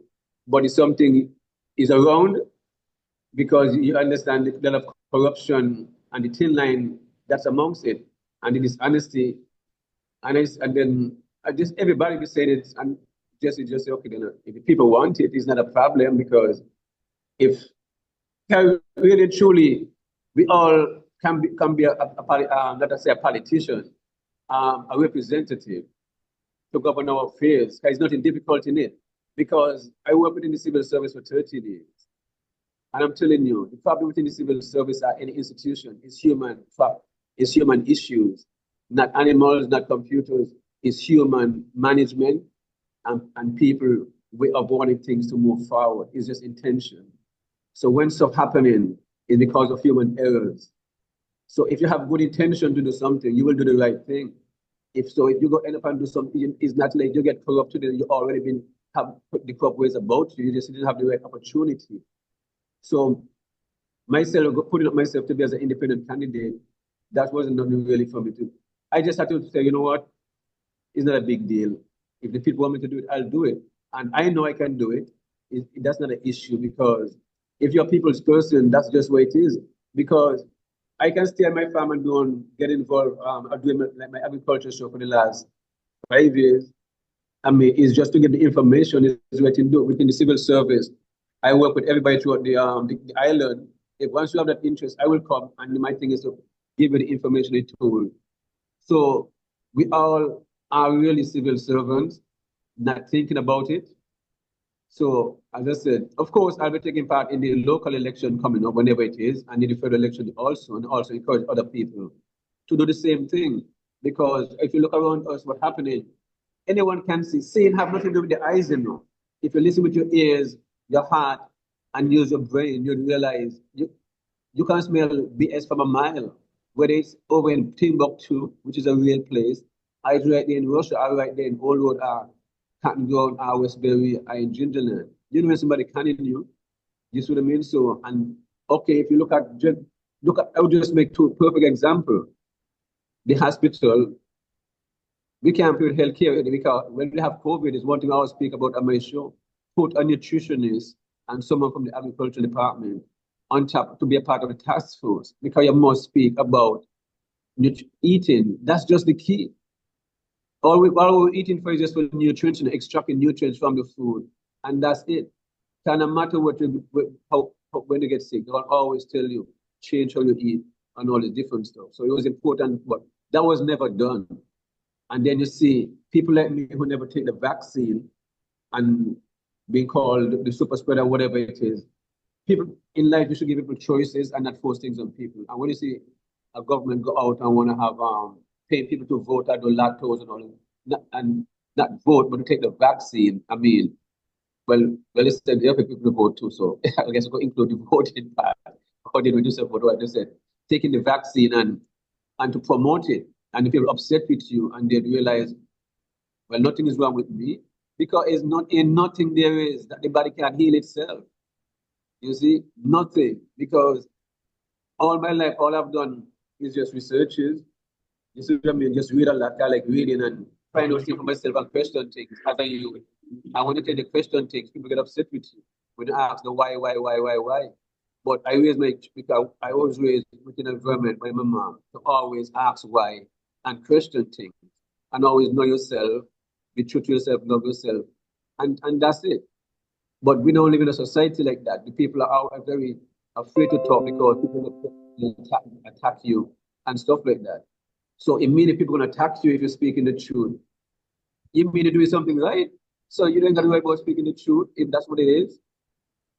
So yes, I'll be running and I'm looking for the support within, whether you're living in an area that I don't live, you can tell somebody within an area that you get along with. Support the young man, you understand? Because anyone who I interact with within the civil service, even people who I help, they will still speak bad of me.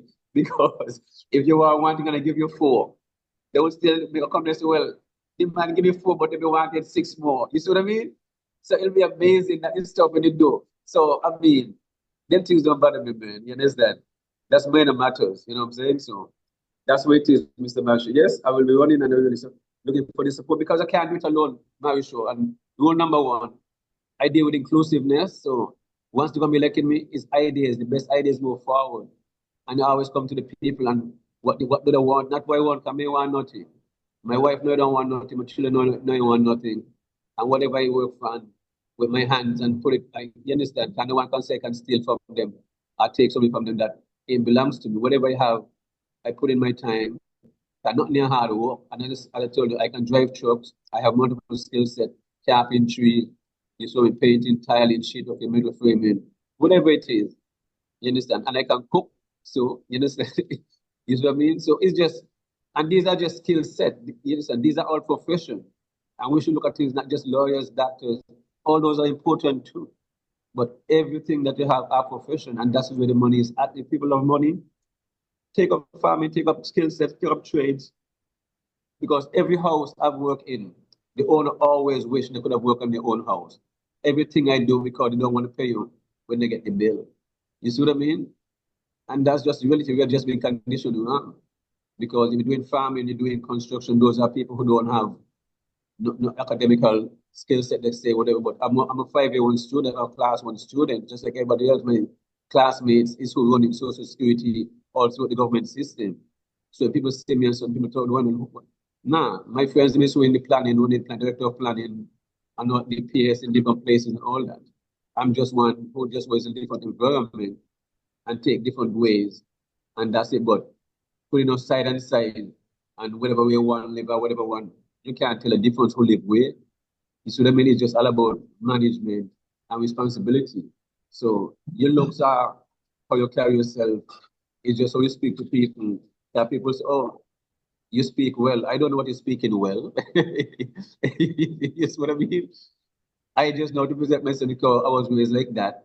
You understand? So you have nothing to speaking well. So like I carry yourself well, and I don't know nothing about that. I'll just work up with proper etiquette or whatever etiquette, whatever you call it, and be respectful and manage carry on the world. Had good teachers like Mr. Webb and Drake Ward and Val Thompson and Toti's wife.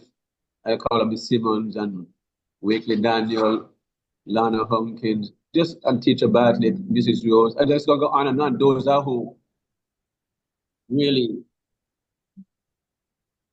don't know. Yes, Brother Banky. Someone is calling Brother Banky phone while he's online. I guess that individual is not aware that Brother Banky is online, so he's trying to silent the call and I guess his device froze in that position. So I'm going to drop this track here while Brother Banky get himself together and come back. But I know there's some activities on Nevis, I think, this weekend that Brother Banky would like to share with you, the online viewers. So let me drop this track here by Brother Emmanuel, When They Have Power and Authority. You know, before they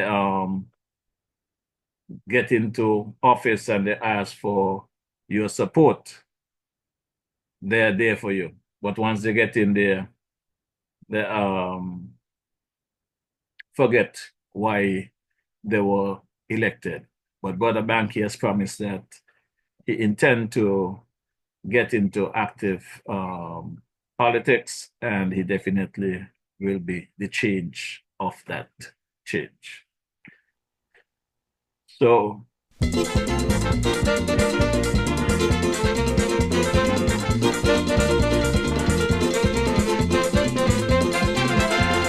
Power rules the world today. Power corrupts, they say. And absolute power corrupts you. Absolutely. It can change a man who has a heart of gold, make him cruel, wicked, self-centered and cold. Many men in this land, many organizations fought for freedom and justice throughout the land. When they have power and authority, they don't give a damn about nobody. Prostituting the island to all and sundry, they peddling my people's right, exploiting, oppressing, less freedom, more suffering. I wonder how we survive. Think it over, my friend. Think it over again. Think it over, don't vex with me, shorty. Think it over, I'm singing as I see. Food we can't even buy, murder the price too high. Malnutrition killing the children while we the adults starving. Yet the price is rising without control. Young man begging bread by the side of the road. And the chamber of commerce in this land, I tell you, they don't give one damn. The more we try to economize, the more cost of living rise. When they have power and authority, they don't give a damn about nobody. They prostituting the island, milking the land dry. They making my people starve, exploiting, oppressing, less freedom, more suffering. This thing just can't go on. Think it over, my friend. Think it over, carefully again. Think it over, don't vex with me, shorty. Think it over, I'm singing as I see. Work we can't even find. Life seems a waste of time. Nothing to do but sit around the corner line. Though frustrated, some would rather starve than beg. Others turn to crime and steal what they can get. And the judges have no sympathy, they're hammering everyone that they catch.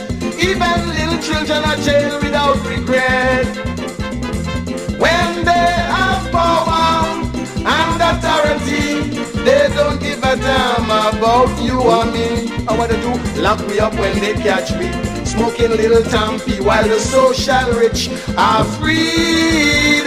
Exploiting, oppressing, less freedom, more suffering. A poor man's life is really hard indeed. Think it over, my friend. Think it over, carefully again. Do it again. Think it over, don't vex with me, shorty. yeah, Brother Yes. Banky, you're back. Yes, sorry about that. Some little technical, some call kept coming through. So I sorry. realize that. I did announce that. Yeah. The next question that I was gonna get to with you, Banky, is that I think you have some event coming up on the weekend. You want to speak about that? Yes, I'm also a part of the Charleston Secondary School Executive, the PTA, Parents Teachers PTA. So I'm the PRO, so I just want to, they have a sports, the Bank of Nevis Inter-High at the Monday track this Saturday and Friday. So I want to encourage the general public to go out and support their team, their schools, and those coming over from St. Kitts also, because these are things that you want, you know what I mean? Athletics can take you, sports can take you very far. I mean, those who don't have the academic skill set at the same time, but still, even though you have to still take on their lessons and improve, because it's just about how learning. I'm just encouraging general public to go and support these schools and the education department upon these sports meet, especially the Saturday and the Sunday, as you just say, is the inter-high with all the high school ratings in the federation. So, you know, those are exciting times. Go to support each team, represent your team. So I'm from Charleston Secondary, but I can't be biased. I mean, you want Charleston Secondary to win, but at the same time, you want all the schools to do well, and always the best, those who put out the best. Once everything goes fair and well, always will say always. But all these the athletes who take part is always winners and stuff like that, because it's not easy going up to run in front of our taking part in the activity in our federation, because we judge very hard, you know, and some people want to go in front of the public and far longer to be entertained because it's entertainment. You see what I mean? So just for fun and everything and the sportsmanship, go out and support, and that's really what I want to say. And have all the athletes, different sports schools having the sports, those who pass, who win, and those still that ain't come yet.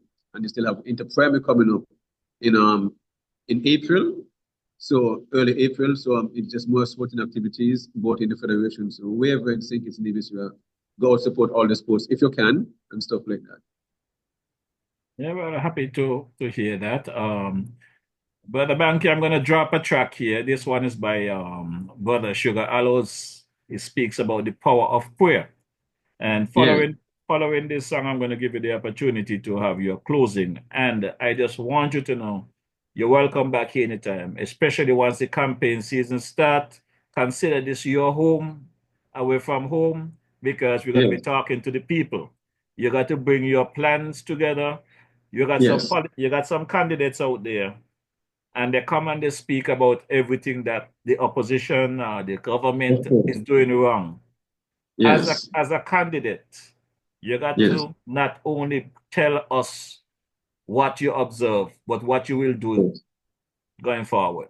So definitely, I'm pretty sure you're doing your business. Get your act together, and we will have that conversation in due course. So stand by. We're definitely looking forward for that. Shango adikwa, agigi akoroni akorona, yele jango koromi baba, Shango aburuba.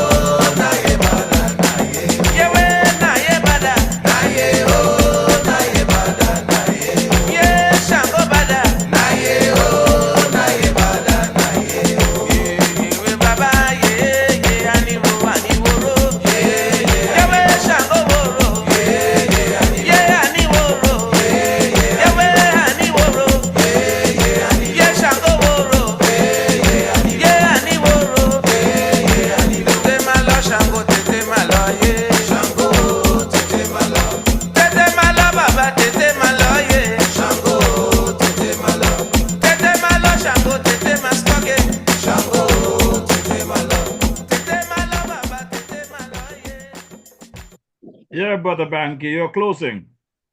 Yes, I just want to say first, thank you. For giving me the chance to be on your media. It's greatly appreciated. You didn't have to, but you give me open space where I can come and speak to the general public, and I appreciate that, and also disseminate the information for the schools and the general public. So yes, I'm also other families from the general public know have watermelon coming. Have an event coming up in April 6th, a melon medley on the farm, and a 420 cannabis educational function that I did at the agriculture food fair last year. Agriculture open day where I educate the general public about cannabis and give samples of teas and different stuff like that. And at the same day, come to enjoy the farm. The farm is open for tours and for visit every day, 7 days a week. Farming don't have half days. It must be in the farm 7 days a week. You can get damages from monkeys, anything, a water pipe can go. So you always got to be in the farms and stuff like that. So, and just even if you have any issues about farming in generally, if anyone asks a question, you can stop by, and I can always share the knowledge. But I do workshop at the end of each month. Every month I have different workshops when it comes to composting, irrigation systems, greenhouse technology, pest management. I suppose to have one next month with Mr. Tyrrell and accounting when it comes to farmers, when it comes to budgeting and running their farm as a business, and where they can introduce agrotourism and all this different stuff, and agro-processing. Also have a workshop coming up with Indonesia, can partner with a few people, institution overseas, Indonesia and some others in cannabis. But I'll have a workshop on processing, which is free to the general public. And contact the ministry over there at the college and let them know what, since I've been over there and training, what I would like to do, and they love the proposal I give to them. So since, and they also asked me if I mind if any other Caribbean countries would like to be part of the workshop. And I said, sure, it's not a problem because people are trained. It's better for everybody in this thing. So 18 other Caribbean countries will want to take part in the same workshop when it comes to agro-processing. They're going to be funding the project. It's going to be online. So as much people can sign up when it comes to agro-processing, when it comes to, and wherever food is in different Caribbean countries, they will use that. Okay, it's the same thing, it's just the format when it comes to different foods and stuff like that. So it's going to be very intensive, and it's going to be free. So I encourage the general public to look out. We're going to share the link and the information about those things. But yes, I'll also be running for as an independent candidate in St. Paul's. I'm from Puttock Road, in the town area, but I have family and friends throughout the whole of Nevis and in St. Kitts. So I just see myself as a division and don't really have an issue living or going anywhere within St. Kitts or Nevis, because that is where I grew up. My mom used to send me to St. Kitts as a young kid, down in the got my Noah Darling and over up to Sonia Kian and places. Then I'll go to Tango as a little boy in high school to buy tires and chew for my bicycle and stuff like that. So I know those areas just like nothing. Up in Newtown by bun and cheese and all that thing. I think they sing a song from one of the guys up there, Bounce Away and all these things. So I know the people in St. Kitts, because I used to come sing by the Pete's, and them is my grandfather children, Wincy and Ken and Jean and all them. They're my people. So I have a lot of people in St. Kitts and stuff. So, and as I say, I'm glad to be invited on your show, and thanks for all the viewers and for your kind words and stuff like that. I really appreciate it, Mr. Marisha. You make it welcoming and comfortable and fun, and that's what it's all about. That's the idea. Thanks for coming, Yes. Brother Banky, and we will stay in touch, and I definitely look forward to having you back another time. Anytime, just let me know. Greatly appreciate it. Yeah. In the meantime, my good people, we're going to drop the unofficial anthem of the Federation of St. Kitts Nevis. This one is done by the late, great, the King Arrow. It's called Arise. I know the music is sweet, but Hazel, please listen to the lyrics. The lyrics is what I want you to pay attention to.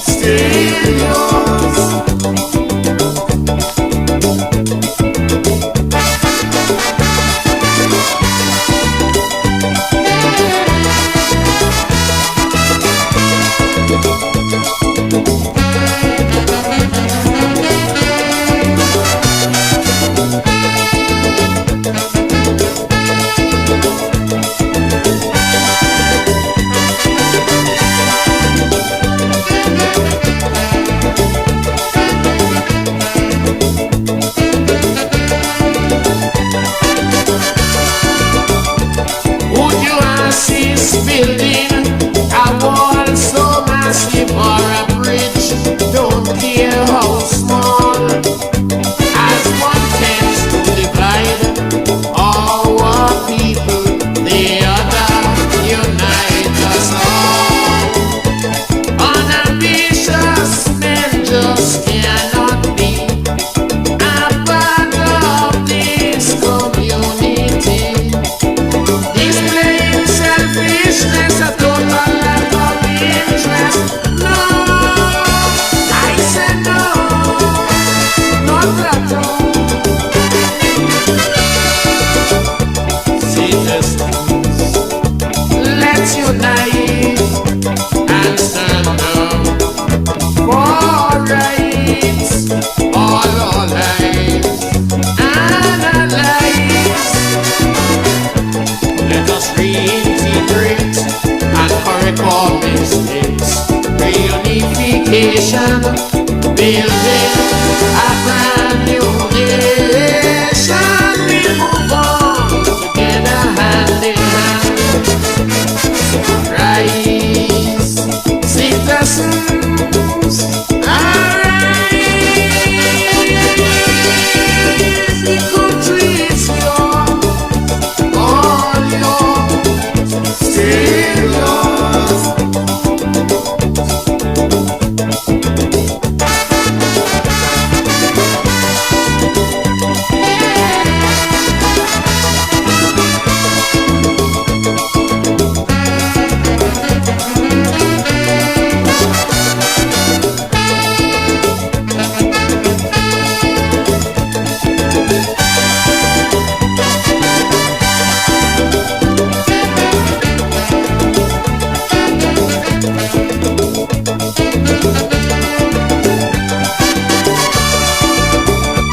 Can your conscience be clear?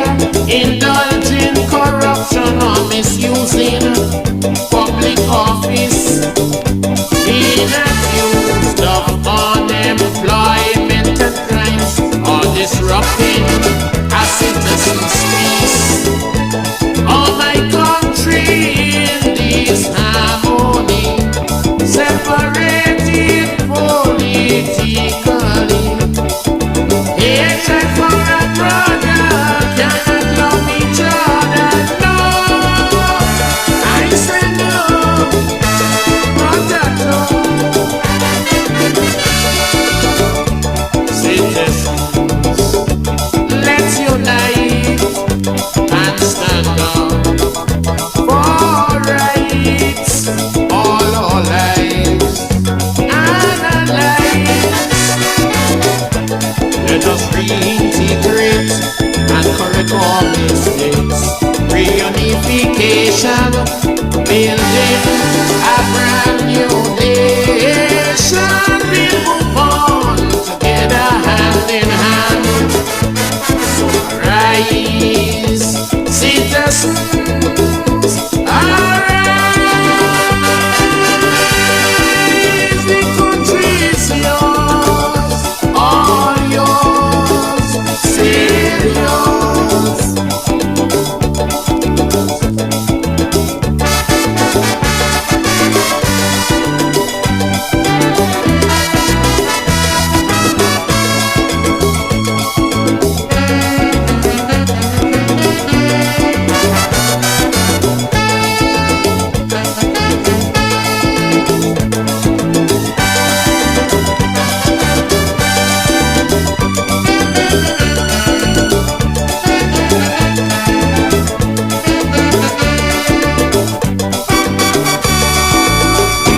Yes, and that's the end of yet another successful event here at the DJ Mauritius Experience. I look forward to having you folks back next Wednesday, same place, same time.